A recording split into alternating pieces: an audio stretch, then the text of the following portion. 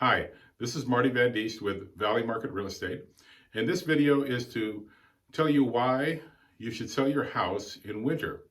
And in fact, I'm going to tell you why it's probably the best time to sell your house. I know that it goes against the grain for many people. They think that's a crazy idea, but I'm going to tell you that you're wrong. And I've said this for many years, that the winter is probably the best time to sell a house.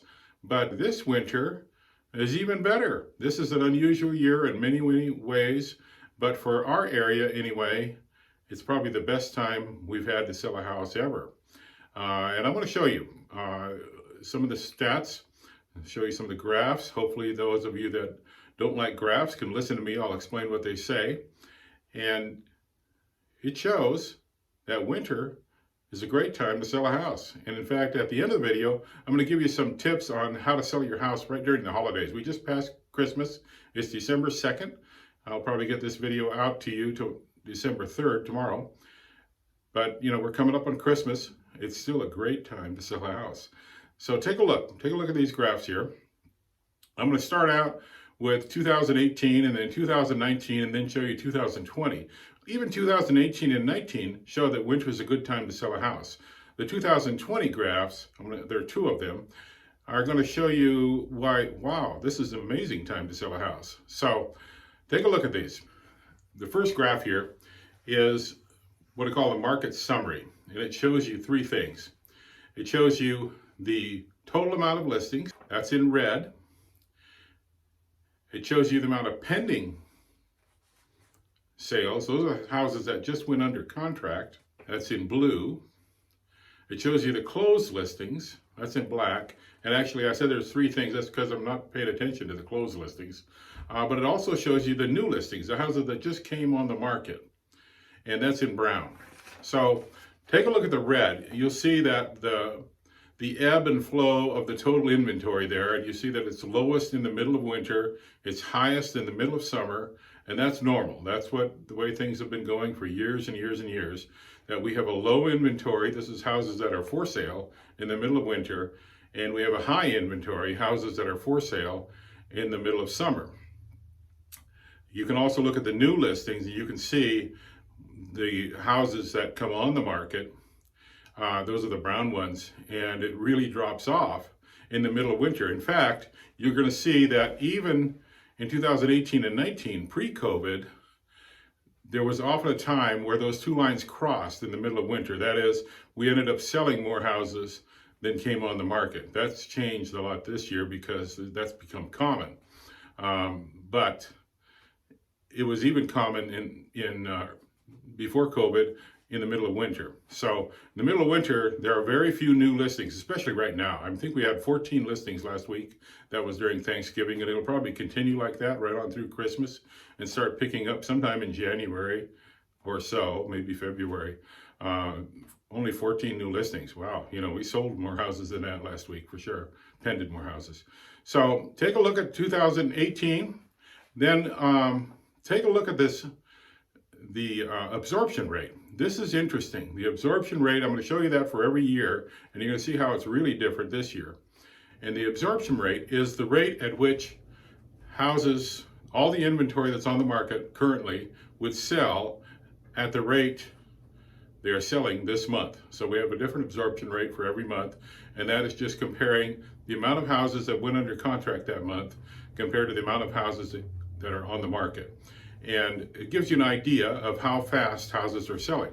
So you can see that 2018, we had a high in absorption rate, was in the summer.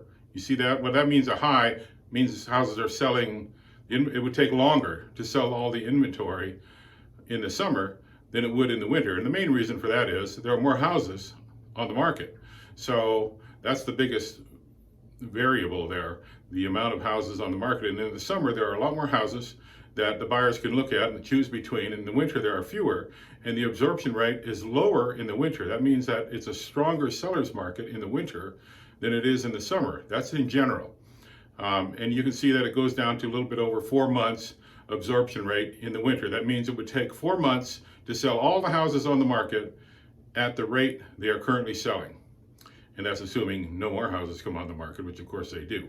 But that just gives you an idea of what the market's like. So compare that now to 2019. You see that in 2019, it follows the same pattern where the absorption rate is highest in midsummer and lowest in midwinter. And it goes pretty much the same as 2018. I think we had a little bit lower absorption rate, which means the market was a little bit better for sellers in 2019 than it was in 2018. But for buyers, they're looking at that, and in the summer they have more inventory to look at. So houses don't sell as quickly. We sell a lot of houses, but we don't lower the inventory very quickly because compared to the amount of houses on the market, every individual house has fewer buyers looking at than it does in the wintertime. And so you can see 2019 pretty much follows the same pattern as 2020. If you look at the market summary for 2019, it's kind of interesting, especially if you look at the wintertime. You see that black line crossing the brown line and also the blue line crossing it. And that's showing you that there are very few houses going on the market, but there are still buyers out there. There are not as many buyers as there are in the summertime, but compared to each house, there are more buyers per house in the wintertime than there are in the summertime. That means it's actually a better seller's market in the winter than it is in the summer in general. Check out 2020 and look at the market summary here. You notice that the 2020 is completely different than 2018 and 19. Look at the new listings, the red line. The red line, check that out. That starts to drop in May. That's not normal. So it reached the highest point really almost in December and then in May. Very unusual. And then it starts to drop. That's the total inventory. So this total inventory starts to drop in May and continues to drop every month all the way down to where we are today. Drops every single month. And then look at the blue line. It crosses that brown line several times. The blue line is the amount of pended listings, the amount of houses that went under contract. And the brown line is the amount of new houses that came on the market. Check that out. It crosses, the blue line crosses the brown line the first time in June. Then it crosses it again in August. And then it stays about the same in September. It's above it in October and in November. That means that we sold more houses than came on the market every one of those months. And, now look at the absorption rate here. Check this out. So the absorption rate is at its highest in December, which is unusual. This is an unusual year. It would have been, the year before, that would have been one of the lowest points. But in December, it's almost at 4 months. Drops down to 3 months, February down to 2 months. So we already had a market before COVID that was starting to buy up houses. The absorption rate went up slightly in April and May and then dropped like a rock and continues to drop, where now we only have a total absorption rate of about a month and a half. You notice the other years, the low point of the absorption rate was about 4 months. The absorption rate right now is about a month and a half. That's kind of a screaming seller's market. So if you have a house to sell, this is the time to sell it. The absorption rate is now lower than any time that I've ever seen in our market, ever.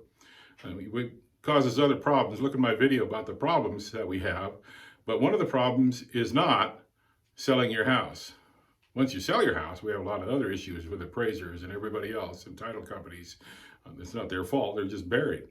Now I'm going to show you some tips on what to do to sell your house during the holiday season, just before Christmas. We're coming up on Christmas, then we're going to have New Year's. And it's a good time to sell your house, great time to sell your house, but here's some tips on how to do it. If you're going to sell your house during the holidays, it's a great time to do it. Most people don't want to do it because, hey, it's Christmas. I don't want to sell their house during Christmas. But if you look at the numbers we just looked at, it's a great time to do it. So I think you ought to think about it, and here's how to do it. First thing is, you need to stage your house, for the holidays, like you normally would, to a certain extent, but don't overdo it this time. You don't want to hide some of the good features in your house, with a huge Christmas tree blocking a fireplace or something like that. So maybe just a little bit less than you normally do it. Make it look like Christmas, but don't bury every wall in Christmas decorations. So that's one tip. Another tip is to hold an open house. Now, open houses, there's a lot of people not coming to open houses right now, but let's do it this way.